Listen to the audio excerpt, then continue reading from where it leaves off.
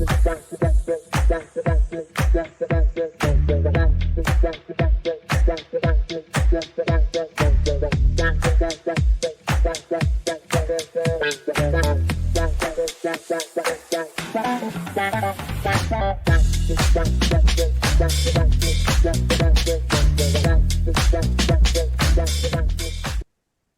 this is my research project on viruses and immunodeficiency.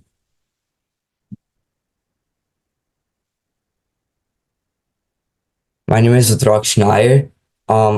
I go to high school at Ronald E. McNair Academic High School in Jersey City. I'm a freshman and I have many hobbies. I love to play the piano and guitar, and I play sports like lacrosse and basketball. Um, and I take a great interest in science. So in eighth grade, I placed second in the district for creating a prosthetic arm out of Legos, and I was also a finalist in the district science fair.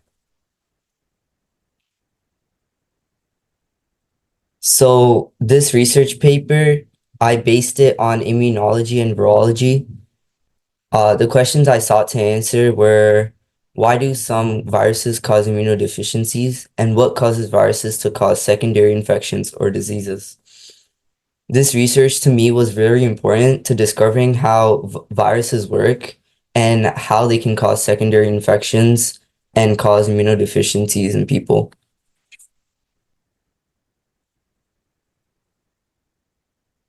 Recently, there's been this virus called respiratory syncytial virus, RSV, which affects the upper respiratory system of the body. And that kind of affects the immunology of people. HIV, human immunodeficiency virus, still affects millions of people every year, especially in countries where these medications that help against and prevent HIV aren't available.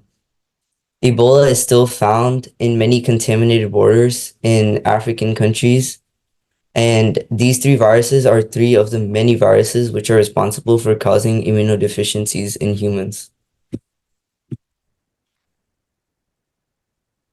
The method I primarily used for this research paper was data collection, and I used different search engines such as Google Scholar and EBSCOhost. And I found a variety of journal articles and excerpts from books and texts that were related to the topic. One of the most important findings was the viral attachment protein, which is on the exterior of a virus, and it guides the virus to certain host cells. For example, HIV has certain attachment proteins which direct it to CD4 T cells, which are a type of white blood cell which affects the immunology of a human, the immune system of a human. Something else that I found which was really important was that many viruses that cause immunodeficiency attack epithelial cells, which are cells that attack which are cells that are on the exterior, that line the exterior of certain organs in the body. And it showed that these viruses, by destroying these cells, made it easier for viruses and infections to enter the body, which causes secondary infections in a human. My research question was, what causes viruses to cause secondary infections and diseases? The contribution I made to this topic was that I identified a pattern in viral attacks, which can help in medicinal development in order to prevent further viruses. And it can help with the regeneration period of epithelial cells in the body. Some limitations to my research was that there isn't sufficient experimentation done on this topic. Most of the sources I found were almost very vague, and I had to come to conclusions myself.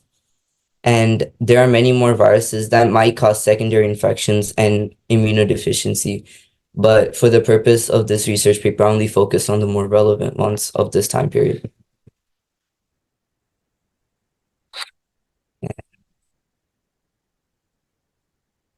So when I first started out in this program, I was very nervous as to what I would be learning, because I had never really learned about this topic before.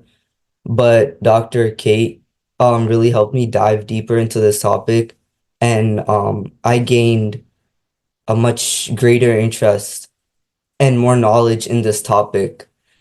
Uh, so I focus more on immunodeficiency, because Dr. Kate led me down that path, and I uh, gained a lot of sources from Dr. Kate as well, which helped me in this research process. Professor Virgil helped me really tweak my research paper in a way that it really helps explain my topic a lot easier, but in a way that it's more professional. Thank you for listening. A big round. Oh, please be on the video, Rudraksh. We're not done. So a big round of applause for Rudraksh. You see how confidently he came here. He's just a freshman, but I have to pinch myself that, hey, he's not a researcher or a PhD candidate. This is what the program does. And a big round of applause to Rudraksh for working so hard, for struggling but not giving up and presenting so confidently. So a big round kudos to you. One question from Dr. Kate. Okay. You started to explain stuff about the epithelial cells that are involved with this virus. What is it about these cells that viruses that cause them to be able to be infected by viruses to begin with? So, as I explained, viruses have certain viral attachment proteins on the outside, which guide them to these epithelial cells. And epithelial cells don't really recognize these viruses, and therefore they let themselves get infected by these viruses almost. And they damage the virus in the process of replication of the virus, and therefore that damages the epithelial cells, which causes these secondary infections to enter the body more easily, because now that the lining of these organs and the skin is damaged, these infections can get in more easily, and have more access to the body. Yes. And just realizing as well that our cells have basically like the docking protein on the outside, right? And they come together. And the docking proteins that we just keep in mind too for everybody is they're not there to let viruses in. They have a cellular purpose. The virus kind of, if it could have a brain, it takes advantage of that. It's good. Like a lock and a key fitting together. Very good. Your presentation was wonderful and very clear. Thank you for being so up to everything. Thank you so much. You're welcome. A big round of applause. Can you tell me how many freshmen students go out there and do research on infectious diseases or can answer questions from a full professor in biology? I would say like 0.5%. So if you're here, you've completed this program and you're presenting, you're the top 1%. You're doing stuff that 99% of the students did not do. So a big round of applause, Rudraksh. We don't want you to stop here. I'm going to be on top of you to submit your paper to JSR. It's perfection over progress. Then come back as an intern to help out other students. They are going to be down in the rabbit hole and you're going to be there, encourage them and provide your support. Okay, so a big round of applause.